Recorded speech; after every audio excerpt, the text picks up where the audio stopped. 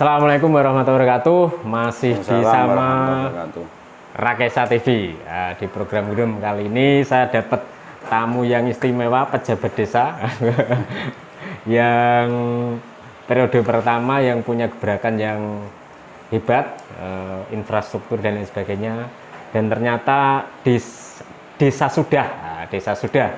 Anda tentu sudah tahu lah soal desa sudah yang pernah viral. Nah, kita kenalan dulu dengan Pak Kades. Monggo Pak Kades. Ya, Assalamualaikum warahmatullahi wabarakatuh. Waalaikumsalam warahmatullahi wabarakatuh. Perkenalkan, nama saya Agus Muklison, Kades Desa Sudah, Kecamatan Malo, Kabupaten Bojonegoro. Selamat datang untuk Mas Didik Wahyudi. Pertama kali, pertama kali ketemu sudah. Alhamdulillah, mudah-mudahan benar-benar sudah. Kalau jangan, kalau enggak belum kesini ya belum. Karena belum sudah. Ya saya sering komen-komen di media sosial, tapi belum pernah ketemu. Baru ketemu kali ini. Dan langsung akrab, langsung nyambung. Saya diajak keliling desa dan wah luar biasa potensinya.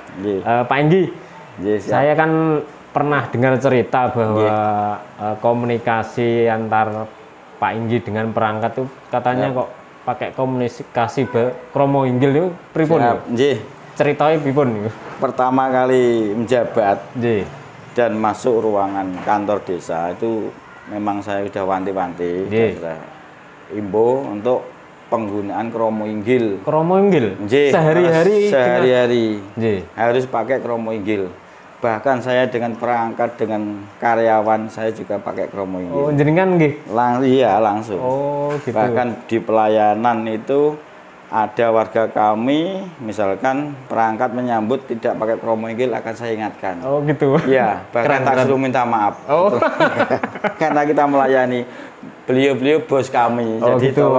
rakyat masyarakat itu bos kami. Jadi harus dilayani, harus disambut dengan pakai bahasa kromo inggil. Ini keren nih. Jadi nguri-nguri kebudayaan dengan bahasa. Sebenarnya ini tujuannya apa kok nganggo kromo inggil? Niku pertama, ben ngerti uri-uri bahasa Jawa kromo inggil. Jadi tiap acara apapun di desa, terutama perangkat desa itu selalu menggunakan kromo inggil. Dan unggah-ungguh itu karena desa budaya. Dan menurut cerita sesepuh desa juga, desa kami masuk desa yang tertua. Terus banyak profil fosil-fosil budaya yang mungkin Pak Didi tadi sudah tak ajak ketemu peninggalan di Guci dan sebagainya. Itu tadi bukti benda. Benda itu memang benda tertua. Secara ilmu arkeolog mungkin saya kurang memahami, tapi dari cerita disambungkan dengan cerita sesepuh kok nyambung dan dari situ saya harus mengangkat budaya dengan pertama dengan bahasa dulu, kromo inggil dulu. Kita harus terapkan di aparatur desa untuk melayani masyarakat harus pakai kromo inggil. Ini keren nih. Perlu ditiru konco-konco desa dengan kromo inggil. Nah, ini yang budaya masyarakat. Sekarang kan agak nganu ya, Pak. Unggah-ungguhin loh, Mas. Unggah-ungguh kadang-kadang dengan perangkat mentang-mentang, itu saya nggak suka. Jadi mereka harus dilayani dengan pakai kromo inggil karena semua warga kami yang tua apalagi menggunakan kromo inggil dengan fasih semua. Nah, kita sebagai perangkat desa yang muda harus belajar. Akhirnya belajar dan harus sehari-hari harus gitu. Akhirnya terbiasa. Efeknya apa? Setelah sehari-hari pakai kromo inggil, kita lebih santun, Mas. Lebih santun perbedaan antara perangkat dan masyarakat itu sama. Masyarakat misalkan yang datang dengan kromo inggil, mungkin dulunya nggak pakai, sekarang disambut dengan kromo inggil. Kita di lingkungan kantor juga pakai gaya bahasa juga sama. Jadi udah hal yang biasa. Jadi kita tuh mengalir gitu aja. Anak-anak ikut semua. Jadi aparatur desa harus pakai kromo inggil. Makanya kadang-kadang, mohon maaf, kadang-kadang waktu saya sendiri itu sambutan pakai bahasa Indonesia kadang-kadang kecampuran kromo inggil juga. Oh, okay. Karena sudah terbiasa di desa. Betul. Jadi kadang-kadang logatnya itu berbahasa Indonesia kok ganti terus moro-moro enak bentuk kromo inggil itu hal yang biasa. Karena kita sudah terbiasa sehari-hari itu kita komunikasi di pemerintahan desa pakai kromo inggil. Harus karena itu. Sebenarnya potensi desa sudah itu sudah. Kalau bahasa Indonesia sudah itu wis. Dereng sudah ini dereng bahasa kromo inggil. Kromo inggil wis dereng belum oh iya potensi desa sudah sebenarnya apa Pak? Yang untuk SDA itu masih prioritas di pertanian. Pertanian dan perkebunan. Terus untuk SDM di program pemberdayaan ada ini produk ini juga udah ikut pameran, sudah sama Ibu Wakil Gubernur di Bakperwil yang artis itu terus yang ini program nakas dari warga kami juga pertama di Bojonegoro juga 3 dimensi ini jadi limbah kayu mestinya kita potong ini kan potongan dari reng usuk dirangkai jadi produk 3 dimensi yang mestinya kita bakar untuk kita buang, kita manfaatkan. Ini pun bungkus rokok mau kita buang juga kita manfaatkan jadi untuk bunga. Jadi produk-produk kami maka desa penanggulangan limbah. Kertas, sampah ya, kayu dan nanti ke depan rencananya itu plastik diolah menjadi bahan bakar. Nanti kita suling dari teman-teman Karang Taruna. Terutama anak-anak yang kemarin ikut Posyantek itu juga kedepannya itu teknologi kita kenalkan terus potensi-potensi SDM luar biasa kita gali supaya menjadi menghasilkan produk-produk untuk desa minimal desa dulu barangkali desa yang lain minat barangkali sampai bisa dieksplor keluar itu nanti perlu perjalanan karena itu masih tadi sempat keliling, Pak. Ya, itu kok ada gawe-gawe mau bikin wisata ya apa, Pak? Itu karena dari masyarakat itu ternyata uri-uri kebudayaan, terus ada makam leluhur. Itu kita bangun dengan kerja bakti dengan dana desa mungkin ada sisa, ada bongkaran. Dan terus terwujudlah tempat semacam tadi yang jenengan periksa itu memang tahap demi tahap lewat gagasan para sesepuh dan didukung masyarakat sekitar jadinya makam Mbah Tameng Jati menjadi ya asri lah bersih minimal bersih dulunya kumuh sekarang bersih. Nah hikmah yang diambil dari situ masyarakat kami kayak gimana ya meyakini bahwa setelah kita itu nguri-uri warisan budaya tadi itu hasil panen yang melimpah. Secara mungkin ya faktor X-nya itu karena mungkin wah kok liane ini ternyata kita masih kategori hasil panen padi itu melimpah. Dengan hasil perkiraan kami dari hitung-hitungan yang keluar dari desa kami itu sekali panen hampir 600 ton. Wah, ngeri. Itu 3 kali loh. Dalam 1 tahun. Ya, 1 tahun 3 kali. Nanti yang sisa 2 bulan menjelang puasa kita tanam semangka. Biasanya gitu. Pemirsa, desa Sudah itu tepi Bengawan. Dan dari catatan yang saya buka bahwa desa Sudah ini termasuk desa yang tertua. Artinya apa? Tertua itu bahwa desa Sudah tercatat di prasasti juga zaman Raja Majapahit Hayam Wuruk di Prasasti Canggu di Lempeng kelima kalau tidak salah. Nah itu nama Sudah, desa sudah ada. Makanya desa Sudah itu banyak ditemukan artefak zaman kuno ya Pak? Siap, iya. Itu. Ini ceritanya pripun Pak? Nah artefaknya itu warga kami itu menemukan waktu pembajakan sawah dengan tidak sengaja traktornya itu menabrak situs guci keramik itu iya sempat patah akhirnya dibongkar ketemulah guci dan tadi tembaga yang jenengan saksikan tadi itu memang hasil dari wilayah kami yang namanya Dukuh Gudang. Dalam sejarah itu koyo-koyo gudang. Antar karun zaman dulu karena ada sumur-sumur yang kecil tadi peninggalan di zaman dahulu itu masih ada. Dan di situ termasuk yang masih ada yang jenengan saksikan tadi itu masuk namanya Sumur Kirenggolo. Sumur Kirenggolo, Kirenggolo ya. Kirenggolo, batunya besar. Apa batu batanya? Jadi bukan batu bata yang sekarang ini. Ya itu lama ya. Lama sekali karena sejarahnya juga sebelum ada dokter mungkin masyarakat Tuban pada ke sini kalau mau berobat pakai air minum ya. Terus kerekan sama timbanya itu dari apa semacam kuningan apa dari bahan emas nggak tahu. Terus disita ya berwajib waktu itu. Kita usul juga udah nggak ada barang gimana. Tapi sejarahnya dulu itu untuk mengobati orang sakit. Oh gitu. Ya. Airnya betul. Di Sumur Kirenggolo. Yang itu. tadi masih ada di samping makam Mbah Tameng Jati tadi.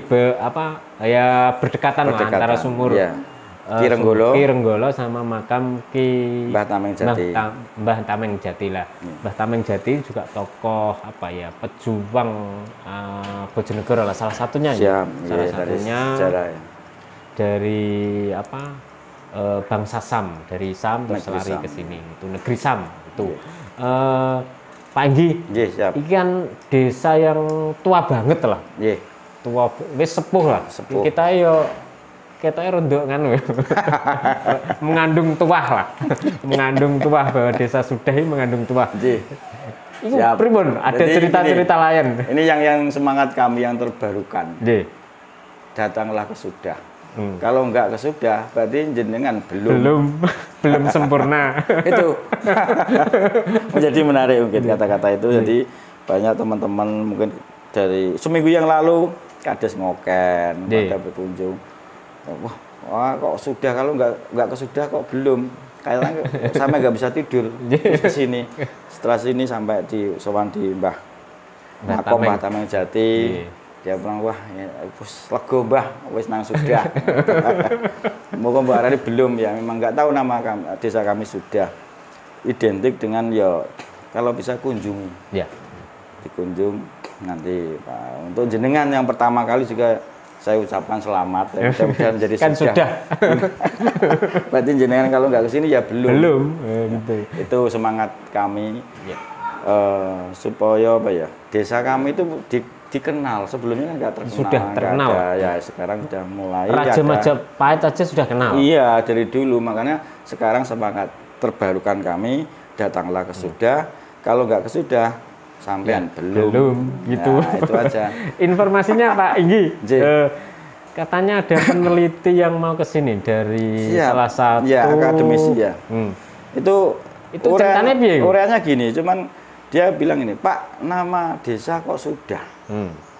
Betul. Nah, kalau Sudah itu kata-katanya gimana? SUDAH. Dicari di peta. Enggak ada Pak, di Indonesia nama desa Sudah. Jangan-jangan kata-kata Sudah itu pinjam dari desa jenengan, karena kami dari obrolan-obrolan desa kami tertua, akhirnya bilang gitu. Berarti Indonesia pakai desa kata-kata Sudah itu pinjam dari desa kami, bilang gitu dengan PD-nya. Akhirnya beliau gini, ada peninggalan siap, ada, perlu kita gali gitu. Bahkan peninggalan yang mungkin waktu itu ada sering banjir ya, akhirnya tertanam tuh banyak sekali logam-logam. Nah, dari akademisi, insya Allah mau mendatangkan ini alat semacam pendeteksi logam. Ya, barangkali nanti itu sudah benar-benar ke sini, itu karena ada pandemi tertunda. Kalau memang ke sini ditemukan mungkin ada benda-benda logam yang mungkin malah bisa kita buatkan museum, kita angkat nanti bisa jadi ya mudah-mudahan itu terwujud dan segera ke sini beliaunya itu biar bukti. Kita nggak bisa ngomong kalau benda itu real lah. Jadi ya itu telitian karena apa? Mereka secara disiplin ilmu kan ada. Kalau coraknya apa? Mereka dari disiplin ilmu di zaman ini, sedangkan kita kan nggak tahu. Tapi kalau benda-benda purbakala kita angkat, maka dari akademisi mudah-mudahan bisa membantu keberadaan desa kami. Yang desa kami memang desa tertua. Nah itu secara sejarah jenengan juga sudah pernah baca, ada di situs Canggu. Di Prasasti Canggu. Jadi Prasasti Canggu itu zaman kalau tidak salah di zaman Raja Hayam Wuruk. Jaya-jayanya Majapahit saat itu lah. Museum itu Prasasti Canggu itu menyebut salah satunya desa Sudah sebagai desa pelabuhan. Kan karena tepi Bengawan Solo lah. Jadi sangat mungkin bahwa di sini waktu ada pelabuhan zaman Majapahit itu banyak peninggalan yang terpendam. Salah satunya tadi saya sempat mengunjungi rumah warga yang menemukan barang guci, terus logam juga. Logam ya, ada tembaga, logam tua itu tadi. Ukurannya juga masih alami itu.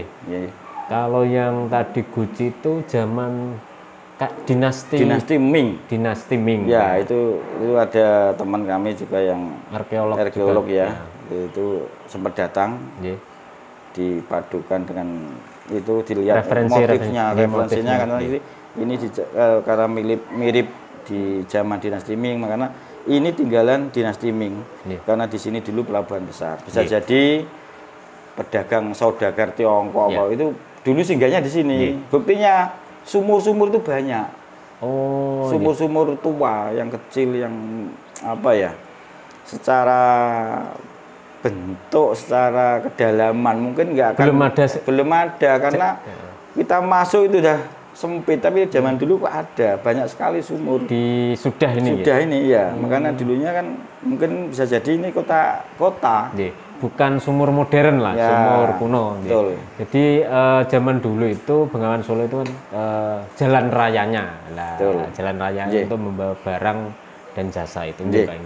Pak Enggi bisa disampaikan untuk warganya, untuk barangkali desa-desa lain bahwa ada desa yang tua itu perlu dirawat. Apa yang mau disampaikan Pak Enggi? Ya, terima kasih. Harapan kami untuk desa yang tua dengan uri-uri kabudayan. Ingat di zaman dahulu kita itu ojo dilalekne. Pun disupayaken. Mergi napa? Nek pun emut zaman riyin saniki niku kenging diarani ya perlu wawasan ke depan sebagai pemimpin, gagasan ke depan sebagai paling tidak kita ada kontrol rem. Nek nuruti gaspol tok kejegur. Ya remnya itu ya termasuk kita punya potensi leluhur. Karena di kearifan lokal kadang-kadang terlalu kita punya gagasan ke depan, akhirnya kita meninggalkan budaya leluhur, kita akan masuk jurang. Gaspol malah. Nah, lere banter oleh wayang rem yang ngerem. Nah, sebagai pengingat katanya leluhur sesepuh desa yang mungkin kita bisa ngobrol, kadang-kadang itu desa Sudah kuwi gak kena dinggo piye pamer-pamer apa nggak boleh Mas. Kesombongan nggak boleh. Pencilaan nggak boleh. Taman kalau memang itu ada biasanya nggak akan lama. Nggak akan lama dalam arti mengalami kegagalan dan sebagainya. Makanya kita harus ingat kata-kata leluhur ya. Kalau kita lagi kadang-kadang ngobrol kelewatan, saya ingat, jadi saya gas turun. Diingatkan itu gas turun. Ya maklum kita masih muda, di semangat kayak kan terlaluan. Cuman ya harus semangat membangun pasti. Karena desa kami yang sekarang udah di IDM ya. IDM maju. Betul, 2019 akhir penataan aparatur desa, 2020 ikut proyeksi IDM, 2021 masuk desa maju. Bahkan dari penilaian termasuk semi mandiri katanya. Semi mandiri. Iya. Semi mandiri ya. Target saya 2023 bisa mandiri. Ya, mudah-mudahan nanti dari dinas terkait membantu desa kami keberadaan semacam infrastruktur. Balai desa ini juga rencana kita pindah ke tempat yang lebih presentatif. Karena bukan masalah ini ada yang lebih jelek lagi dan sebagainya, karena enggak, keberadaan tanah itu kan dari himbauan ibu juga penerima Bankeu, termasuk bantuan keuangan untuk balai desa itu kan harus berdiri di tanah kas desa. Itu sudah kita sertifikatkan, tinggal nunggu bantuannya. Ya, Bu, bisa sudah Bu. Nah, kenapa kemarin dapat protes, kenapa yuk kok kamar mandi ini gak kayak kok kamar mandi aku gak akan bangun, karena ya tanah ini kan sebelah juga milik SD dulu, hibah ke SD, jadi kita ya malah karena ada peraturan dari himbauan harus tanah TKD ya, tanah TKD yang representatif, tempatnya itu tinggi, makanya saya bikin kemarin tuh slogan, kalau balai desa di sini kita secara feng shui itu menapak bukit, memandang lautan. Keren. Nah, tempatnya tertinggi di desa kami. Oh gitu ya. Tempat orang Ngili, Bang Ngili itu ngungsi di zaman banjir itu pasti di situ. Nah, sekarang nggak pernah nggak tahu di Sobong karena itu nggak ada banjir, jadi yuk. Ya sekarang rencana untuk balai desa itu sudah sertifikat.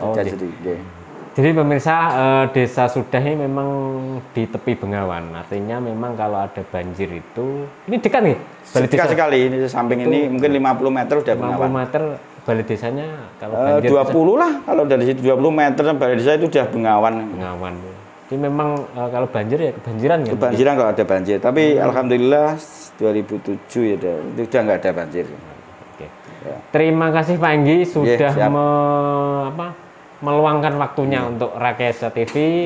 Matur suwun, semoga desa Sudah menjadi desa mandiri dan kunjungan wisatanya lah ini yang makin banyak. Matur suwun, akhir kalam, merdeka.